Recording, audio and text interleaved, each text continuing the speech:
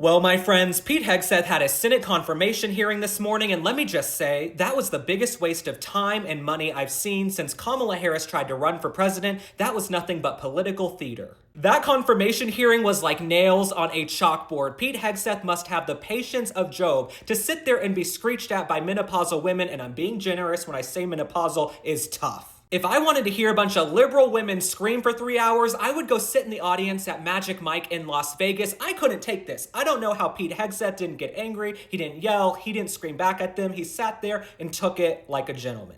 What's funny to me is that they are picking Pete Hegseth apart. They are putting him under a microscope, but you guys have no problem with Lloyd Austin being the current Secretary of Defense. And let's not forget, the man was in the hospital incapacitated and didn't tell anybody. Let me just say, I've never taken a dollar from Donald Trump. I'm not owned by anybody, but the man should be allowed to have the cabinet he wants, especially when Joe Biden had this person in charge of health in our country. The Senate Democrats are like, I don't know, is Pete Hegseth qualified? Is he up to the job? Y'all are okay with this person telling people what to eat, how to work out. Let me just say, Rachel Levine does not look like she's been doing the jump rope or running the mile recently. I mean, they put Mayor Pete from South Bend, Indiana as the Secretary of Transportation. The only experience he had was filling potholes in his hometown. Y'all are upset with Donald Trump's appointees, but had no problem with this person being in charge of transportation in our country. Get that through your thick skulls. Now, Pete Hegseth, I've talked about him before. Has he been a perfectly good boy his entire life? Absolutely not. But that's why he's relatable. That's why people resonate with him. He also has the endorsement of men and women in uniform, and that's the endorsement that matters. Now, one person who was really feeling hot to trot during the Senate confirmation hearings was Tim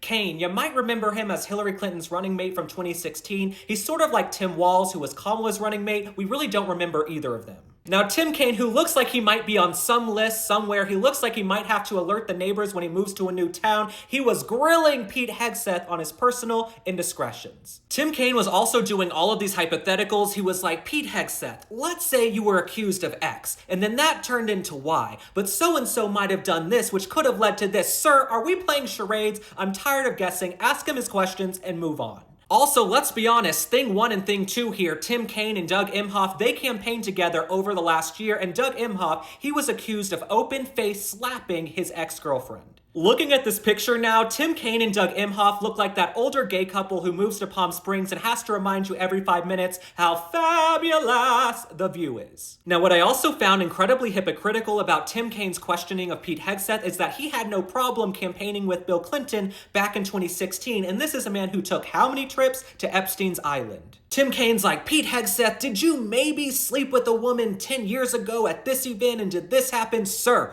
you were hanging out with the man who was getting nookie in the Oval Office from an intern. How many people have accused Bill Clinton of things and you had no problem with that? He was your bosom buddy, but Pete Hegseth, because he's been accused, you want to take that and run with it. All right, my friends, I have so much more to say, but thanks for liking and following. Drop a comment. Tell me how you feel about everything going on right now. I will see you on the next one. Bye.